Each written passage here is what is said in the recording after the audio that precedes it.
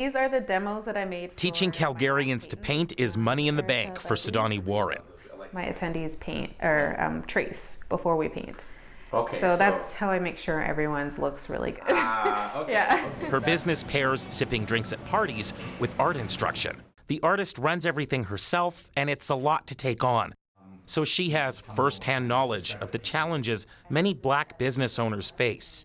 The gap doesn't surprise me. I know from my experience just as an entrepreneur, I did not learn about business, and I didn't know other business owners growing up, so I've had to kind of do trial and error a lot, teach myself. Black-owned businesses have a profit margin of 8.5%. That's lower than businesses owned by white Canadians or other racialized groups. This finance researcher says part of the problem is Black Canadians don't have as many established business connections. The dealmaker network is something that Black people don't have sufficient access to. I don't know that policymakers can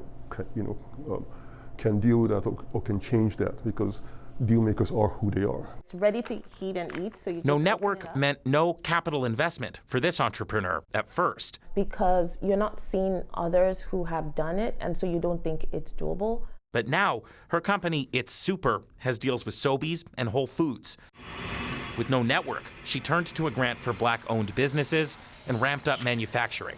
It meant everything, because due to that grant, I was able to scale my my production. I was able to rebrand my packaging. With that success, she can become part of a network for others. I always encourage people to look beyond your immediate community.